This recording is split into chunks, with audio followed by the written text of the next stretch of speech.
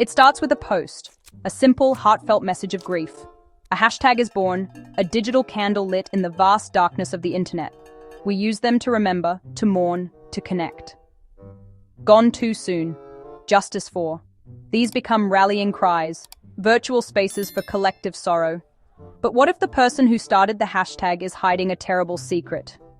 We assume everyone is there for the same reason, but the digital world leaves its own clues.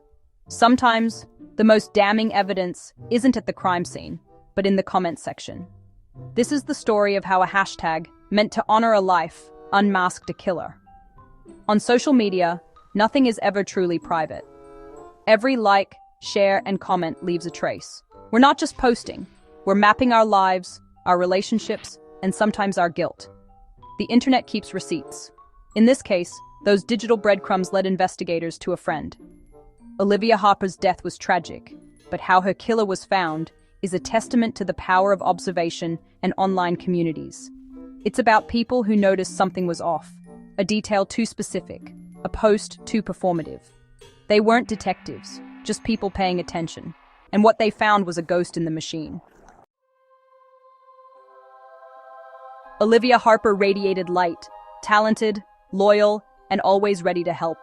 At 28, she was building a new life as a freelance designer, her social media a vibrant collage of adventures and creativity. Her sudden death sent shockwaves through her community. Details were scarce, fear and confusion spread. Friends and family turned to social media, creating a memorial page, a digital wake. Messages poured in, a testament to the lives she touched. The hashtag, Remember Olivia, was born, spreading as a symbol of collective mourning and a call for justice. No one could have predicted how this simple act of remembrance would soon take a very different turn. For days, Remember Olivia unified the grieving community. Posts were filled with memories and condolences, all about Olivia. Then a subtle shift. Remember Liv appeared. At first, it seemed like a natural, more intimate evolution, a nickname for those closest to her. The new hashtag gained momentum, feeling personal and catchy. Many adopted it, assuming it was preferred by her inner circle. But some longtime friends felt a jolt. Something was off. The person using Joik Remember Liv most was Erin Wells, whose posts were the most emotional and poetic. She positioned herself as Olivia's closest friend, the keeper of her legacy. To outsiders, Erin looked devastated, but to those who truly knew Olivia, the nickname felt strange. It was a detail that didn't fit. The use of Liv was like a note out of tune, a quiet question mark. Erin's enthusiastic adoption of the nickname raised eyebrows. It was a small inconsistency, but it stood out, and it was about to unravel everything. The nickname Liv was rare. Almost no one called Olivia that. Family called her Olivia or Ollie. Friends, just Olivia. Only a handful from her university days ever used Liv. So when the Remember Liv trended, old friends exchanged confused messages. They knew who used that name and who didn't. Erin Wells wasn't part of that old crew. She was a recent acquaintance. Yet, Erin's tributes were filled with My Liv, painting a picture of deep friendship. For those who knew the truth, it signaled a lie. This was the first loose thread. Why was Erin so insistent on a nickname Olivia's real friends never used? Was it a mistake or something more deliberate? The question lingered. It was enough to make people look at Erin's profile more closely. And that's when other things didn't add up. Erin Wells presented herself as Olivia's devoted best friend, her social media a shrine to their supposed bond. She posted old photos, long captions, and organized fundraisers, becoming the face of Voss Remember Liv. But friends noticed the photos were mostly old, with few recent ones. In group shots, they stood apart, hardly inseparable. Erin's narrative didn't match reality. Her posts centered on her own grief, often overshadowing Olivia. It felt performative, not genuine. Red flags grew when Erin deleted comments questioning her closeness to Olivia or her use of Liv. She was curating her digital shrine, removing contradictions. This wasn't the behavior of a grieving friend, it was someone controlling a narrative. The friend in the spotlight was starting to look like a suspect in the shadows. Friends began to talk, comparing notes. The inconsistencies piled up. Erin's story was unraveling, the digital mask was slipping, and suspicion was growing.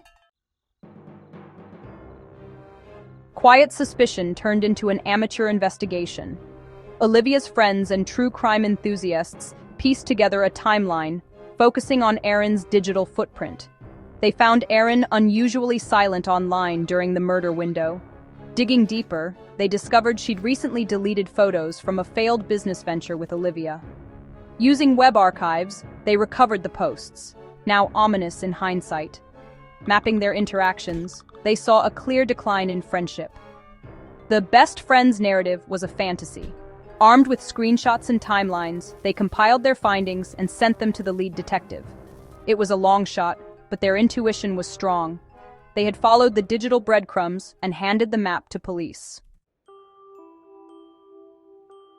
Detective Miller received the email and, intrigued by the details, took a closer look at Erin Wells. Police obtained her phone records and location data. GPS placed Erin outside Olivia's apartment during the murder window, contradicting her alibi. Surveillance footage showed her near the building at the critical time. The digital clues were now backed by hard evidence. Motive was still unclear, but the failed business venture emerged as a source of resentment. Investigators found emails and texts revealing bitter arguments over money and creative differences. The public facade of friendship was a lie. Piece by piece, the case against Erin grew. The digital world had pointed the way. Traditional police work confirmed it. The motive was personal and deeply rooted. The truth was coming into focus. Olivia and Erin's business, Olive & Wells, was supposed to be their big break. Olivia handled design, Erin, the business side. But the partnership crumbled. Erin failed to secure promised investment, while Olivia invested time and talent without pay. Tensions grew, deadlines were missed, and resentment festered. Their arguments spilled into angry texts and emails. Olivia accused Erin of dishonesty. Erin lashed out with jealousy. The friendship dissolved into bitterness. The failed business became a personal betrayal. Erin blamed Olivia for her own failures. In a twisted attempt to regain control, Erin erased Olivia from her life and, tragically, from the world. The motive was clear: envy, resentment, and a desperate need for power. At trial, the prosecution built its case on digital forensics and motive. GPS and surveillance placed Erin at the scene. Digital evidence revealed her deception. The hashtag #RememberLiv became a star witness, proof of Erin's attempt to fabricate closeness. Friends testified that Liv was never her nickname. The prosecutor called Erin's social media a digital masquerade, a calculated alibi. By positioning herself as Olivia's closest friend, Erin tried to place herself beyond suspicion, but the community's vigilance exposed her lies. The jury found Erin Wells guilty of murder. The hashtag she created to control the narrative became her undoing. Justice began with a single suspicious post and the courage to look closer.